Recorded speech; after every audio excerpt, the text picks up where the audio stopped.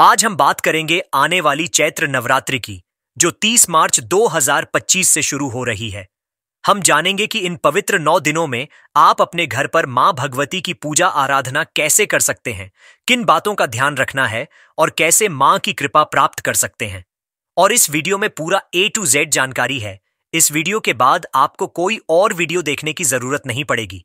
कम से कम पूजा से रिलेटेड तो आपके सभी सवालों के जवाब इस वीडियो में मिल जाएंगे। भक्तों, आप में से कई लोग हर साल नवरात्रि का व्रत रखते होंगे, पूजा करते होंगे, कलश स्थापना भी करते होंगे, मन में श्रद्धा भी पूरी होती है। पर कभी कभी ऐसा लगता है ना कि कुछ छूट रहा है, या शायद जो हम कर रहे हैं उसका सही तरीका क्या है। क्या कोई छोटी सी बात है जो हम भूल रहे हैं, जिससे पूजा का पूरा फल मिलने में कमी रह जाती है। मन में सवाल उठते हैं कि क्या मेरी पूजा मां तक पहुंच रही है, क्या मैं सब कुछ ठीक से कर रहा हूं। ये जो एक कसक सी रह जाती है, एक अधूरी सी जानकारी का एहसास होता है। हां, वही, उसी कमी को पूरा करने, उन्हीं सवालों के जवाब देने और आपको एक सरल सहज विधि बताने के लिए ही आज हम ये चर्चा कर रहे हैं। इस वीडियो में आपको अपनी पूजा से जुड़े लगभग सभी सवालों के जवाब मिल जाएंगे, जिससे आप पूरे विश्वास और शांति के साथ मां की आराधना कर सकें। अगर वीडियो पसंद आए तो वीडियो को लाइक करें, शेयर करें, प्रकाशित जिंदगी यूट्यूब चैनल को सब्सक्राइब करके हमें 1 लाख सब्सक्राइबर तक पहुंचाने में मदद करें और कमेंट बॉक्स में जय मां लक्ष्मी, जय श्री हरिहर हर महादेव जरूर लिखें। इससे हमें हौसला मिलेगा और आप सबसे हमारा जुड़ाव भी बना रहेगा। देखिए, नवरात्रि का समय साधारण समय नहीं होता। ये प्रकृति के बदलाव का समय है और साथ ही आध्यात्मिक ऊर्जा के जागरण का भी। चैत्र नवरात्रि, जिसे वासंतिक नवरात्रि भी कहते हैं, हिंदू नव वर्ष के आरंभ का भी प्रतीक है। इन 9 दिनों में मां दुर्गा के 9 अलग अलग स्वरूपों की पूजा की जाती है। ये 9 रूप असल में शक्ति के ही विभिन्न पहलू हैं, जो हमें जीवन की अलग अलग चुनौतियों से लड़ने और आध्यात्मिक उन्नति करने की प्रेरणा देते हैं। घर में नवरात्रि की पूजा करना सिर्फ एक धार्मिक कर्मकांड नहीं है। ये अपने घर के वातावरण को शुद्ध करने, सकारात्मक ऊर्जा का संचार करने और अपने मन को स्थिर और भक्तिमय बनाने का एक बहुत शक्तिशाली उपाय है। जब हम पूरे विधि विधान और श्रद्धा से मां का आह्वान करते हैं, तो उनकी कृपा अवश्य बरसती है। ये 9 दिन आत्मनिरीक्षण, संयम और भक्ति के दिन होते हैं। ऐसा माना जाता है कि इन दिनों में की गई साधना का फल कई गुना अधिक मिलता है। सोचिए, साल में 2 बार ऐसा विशेष अवसर आता है जब हम सीधे मां आदि शक्ति से जुड़ सकते हैं, अपनी गलतियों के लिए क्षमा मांग सकते हैं और आने वाले जीवन के लिए उनका आशीर्वाद प्राप्त कर सकते हैं। ये सिर्फ व्रत रखना या भूखे रहना नहीं है। ये अपनी इंद्रियों को नियंत्रित करने, अपने मन को शुद्ध करने और अपनी आत्मा को परमात्मा से जोड़ने का प्रयास है। पूजा शुरू करने से पहले सबसे जरूरी है तैयारी। ये तैयारी सिर्फ बाहर की नहीं, बल्कि अंदर की भी होनी चाहिए। मन को साफ रखना सबसे पहला कदम है। किसी के प्रति द्वेष, ईर्ष्या या क्रोध का भाव न रखें। कोशिश करें कि इन 9 दिनों में आपका मन शांत और सकारात्मक रहे। मां की भक्ति में डूबने के लिए मन का निर्मल होना बहुत आवश्यक है। इसके बाद आती है घर की साफ सफाई। नवरात्रि शुरू होने से 1-2 दिन पहले ही पूरे घर को अच्छी तरह साफ कर लें। माना जाता है कि स्वच्छ स्थान पर ही देवी देवताओं का वास होता है। घर के कोने कोने से जाले हटा दें, पुरानी टूटी फूटी चीजें या बेकार का सामान हटा दें। गंगा जल मिले पानी से पोंछा लगाना और भी उत्तम रहता है।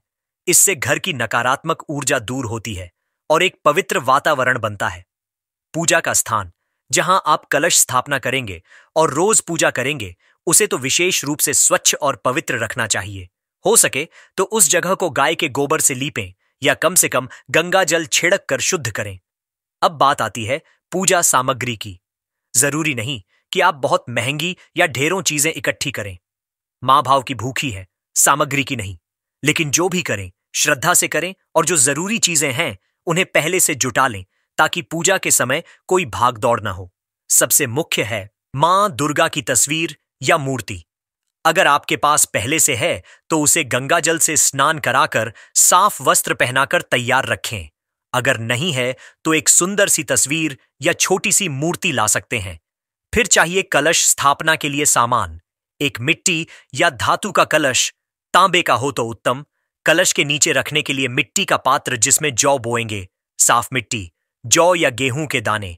कलश में डालने के लिए शुद्ध जल, हो सके तो गंगा जल मिला हुआ, सुपारी, सिक्का, हल्दी की गांठ, दूर्वा, अक्षत, बिना टूटे चावल, आम या अशोक के पत्ते 5 या 7।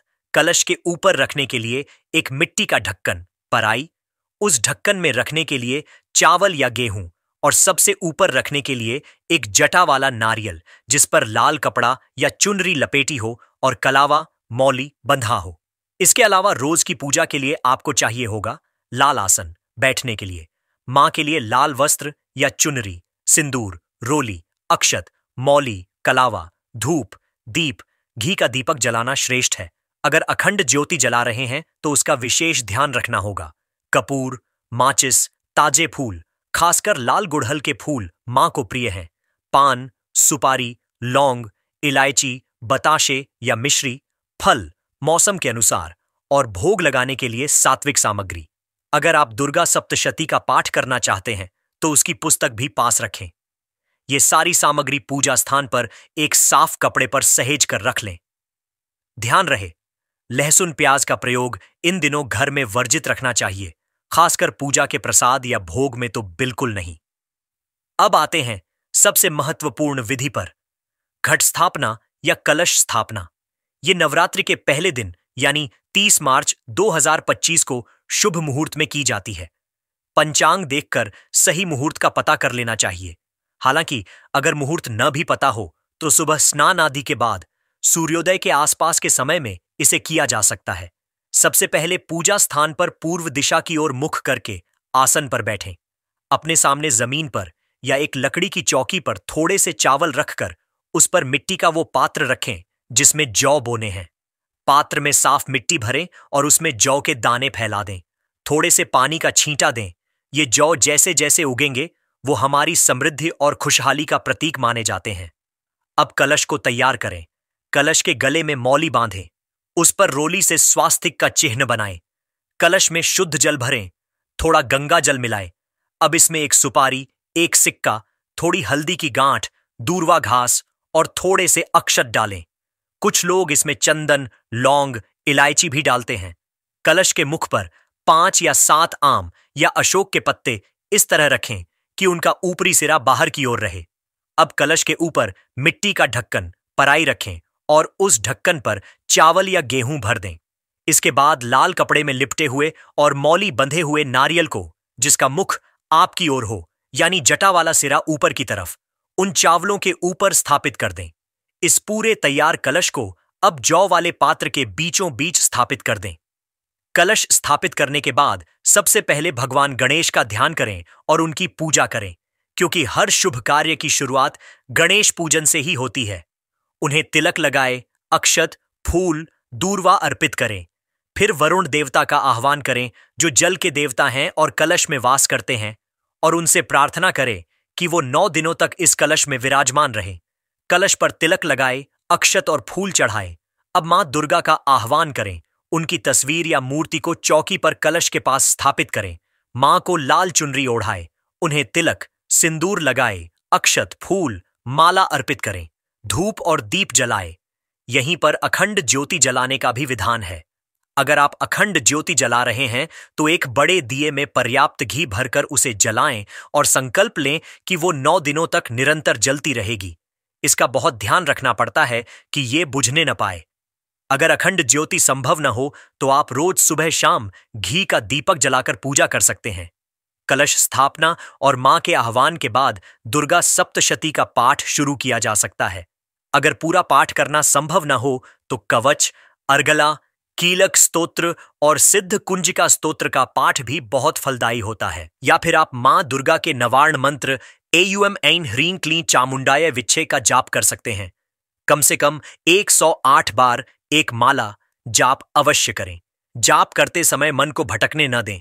पूरी एकाग्रता मां के चरणों में रखें।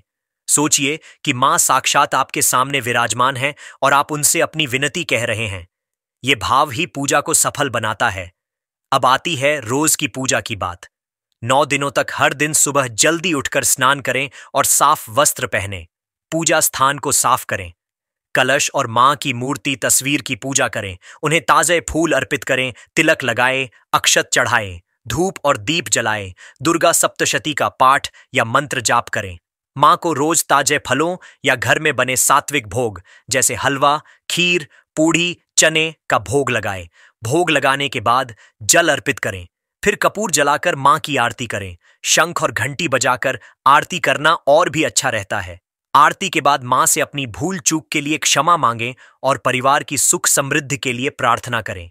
यही प्रक्रिया शाम को भी दोहराई, यानी संध्या आरती भी करें। इन 9 दिनों में मां दुर्गा के 9 अलग अलग रूपों की पूजा का विधान है। पहले दिन मां शैलपुत्री, दूसरे दिन मां ब्रह्मचारिणी, तीसरे दिन मां चंद्रघंटा, चौथे दिन मां कूष्मांडा, पांचवें दिन मां स्कंदमाता, छठे दिन मां कात्यायनी, सातवें दिन मां कालरात्रि, आठवें दिन मां महागौरी और 9वें दिन मां सिद्धिदात्री की पूजा की जाती है। आप चाहें तो हर दिन उस विशेष रूप का ध्यान करके पूजा कर सकते हैं और उनके मंत्रों का जाप कर सकते हैं। हर रूप की अपनी महिमा है, अपनी कहानी है, जो हमें जीवन के अलग अलग पाठ सिखाती है। जैसे मां शैलपुत्री हमें स्थिरता और दृढ़ता सिखाती है, तो मां ब्रह्मचारिणी तप और वैराग्य, मां कालरात्रि हमारे भय को दूर करती है, तो मां सिद्धिदात्री सभी सिद्धियां प्रदान करती हैं। इन स्वरूपों का चिंतन करने मात्र से ही मन में सकारात्मक बदलाव आने लगते हैं। व्रत रखना नवरात्रि का एक अहम हिस्सा है, लेकिन व्रत का मतलब सिर्फ भूखा रहना नहीं है। इसका असली मतलब है संयम, अपनी इंद्रियों पर, अपनी इच्छाओं पर नियंत्रण रखना। आप अपनी शारीरिक क्षमता और स्वास्थ्य के अनुसार व्रत रख सकते हैं। कुछ लोग निर्जल व्रत रखते हैं, कुछ सिर्फ जल पीकर, कुछ फल खाकर, तो कुछ दिन में एक बार सात्विक भोजन जैसे कुत्तू या सिंघाड़े के आटे की चीजें, सामक के चावल, आलू, दही, फल करके व्रत रखते हैं।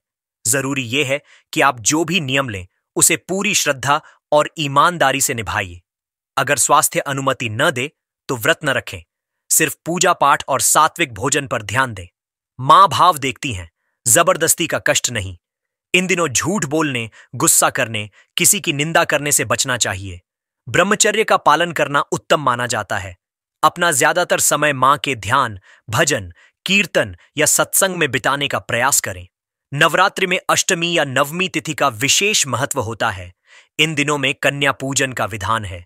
2 साल से लेकर 10 साल तक की 9 कन्याओं को अगर 9 न मिलें तो जितनी मिलें कम से कम 2 घर पर आमंत्रित किया जाता है।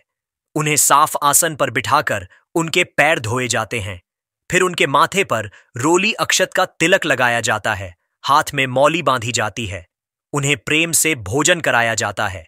भोजन में आमतौर पर हलवा, पूड़ी और चने बनाए जाते हैं। भोजन के बाद उन्हें अपनी सामर्थ्य अनुसार दक्षिणा, पैसे और कुछ उपहार जैसे पढ़ने लिखने की चीजें, कपड़े, खिलौने दिए जाते हैं। उनके पैर छूकर उनसे आशीर्वाद लिया जाता है। माना जाता है कि इन कन्याओं में मां दुर्गा का साक्षात स्वरूप वास करता है। उनकी सेवा और पूजा करने से मां अत्यंत प्रसन्न होती है। ये सिर्फ एक रस्म नहीं, ये समाज में स्त्री शक्ति का सम्मान करने का प्रतीक भी है। कुछ लोग अष्टमी या नवमी को हवन भी करते हैं। अगर आप करना चाहें तो किसी जानकार पंडित की मदद ले सकते हैं या फिर घर पर ही छोटा सा हवन कर सकते हैं। हवन कुंड में आम की लकड़ियां रखकर घी और हवन सामग्री जिसमें जौ, तिल, चावल, शक्कर, गूगल, लोबान आदि मिले होते हैं से दुर्गा सप्तशती के मंत्रों या नवार्ण मंत्र की आहुतियां दी जाती हैं। हवन से वातावरण शुद्ध होता है और पूजा का समापन होता है। 9 दिनों की पूजा और कन्या पूजन के बाद 10वें दिन या नवमी की शाम को पूजा का समापन किया जाता है। सबसे पहले मां को भोग लगाएं, आरती करें और उनसे विदा लेने की प्रार्थना करें। कहें कि हे मां, आप 9 दिन हमारे घर पधारी, इसके लिए हम आपके आभारी हैं। हमारी पूजा में जो भी भूल चूक हुई हो उसे क्षमा करें और अगले बरस फिर पधारें। कलश के ऊपर रखे नारियल को प्रसाद के रूप में ग्रहण करें। कलश का जल पूरे घर में छिड़कें और थोड़ा सा पौधों में डाल दें। कलश में रखे सिक्के और सुपारी को अपनी तिजोरी या पूजा स्थान पर रख सकते हैं। जौ वाले पात्र में उगे हुए नन्हे पौधों, जिन्हें जवारे कहते हैं, में से कुछ अपने पास रख लें, ये बहुत शुभ माने जाते हैं। बाकी जवारे, पत्ते और अन्य पूजा सामग्री को किसी पवित्र नदी या तालाब में विसर्जित कर दें। अगर ऐसा संभव न हो तो किसी पेड़ के नीचे साफ जगह पर रख दें। इस तरह पूरी श्रद्धा और सम्मान के साथ नवरात्रि की पूजा संपन्न होती है। याद रखिए, ये सारी विधियां महत्वपूर्ण हैं, लेकिन सबसे ज्यादा महत्वपूर्ण है आपका भाव, आपकी श्रद्धा और आपका विश्वास। अगर आप किसी कारणवश पूरी विधि विधान से पूजा नहीं कर पा रहे हैं तो भी चिंता न करें। सिर्फ सुबह शाम स्नान करके, मां का ध्यान करके, घी का दीपक जलाकर, नवार्ण मंत्र का जाप करके और आरती करके भी आप मां की कृपा प्राप्त कर सकते हैं। मां तो बस सच्चे मन की पुकार सुनती है। ये 9 दिन अपने अंदर झांकने का, अपनी बुराइयों को पहचान कर उन्हें दूर करने का संकल्प लेने का और अच्छाइयों को अपनाने का अवसर है। जैसे मां दुर्गा ने महिषासुर का वध करके देवताओं और धरती को भय मुक्त किया था, वैसे ही हमें भी अपने अंदर के क्रोध, लोभ, मोह, अहंकार रूपी राक्षसों का वध करना है। नवरात्रि की सच्ची पूजा यही है। ये समय है अपने परिवार के साथ बैठने का, साथ में पूजा करने का, भजन गाने का। इससे आपसी प्रेम और सौहार्द बढ़ता है। बच्चों को भी इन पूजा विधियों में शामिल करें, उन्हें इनका महत्व समझाएं। इससे उनमें अच्छे संस्कार आएंगे और हमारी संस्कृति की जड़ें मजबूत होंगी। तो आने वाली चैत्र नवरात्रि में, जो 30 मार्च 2025 से शुरू हो रही है, आप भी अपने घर में मां भगवती की स्थापना करें। पूरी श्रद्धा और विश्वास के साथ उनकी आराधना करें। मां दुर्गा आपकी सभी मनोकामनाएं पूरी करें, आपके जीवन में सुख, शांति और समृद्धि लाए। यही हमारी प्रार्थना है। दोस्तों, छोटा सा अनुरोध है, वीडियो पसंद आए तो वीडियो को लाइक करें, शेयर करें, प्रकाशित जिंदगी यूट्यूब चैनल को सब्सक्राइब करें, 1 लाख सब्सक्राइबर तक पहुंचाने में मदद करें और कमेंट बॉक्स में जय मां लक्ष्मी, जय श्री हरि हर हर महादेव जरूर लिखें। इससे हमें हौसला मिलेगा और आप सबसे हमारा जुड़ाव भी बना रहेगा। जय माता दी। हर हर महादेव।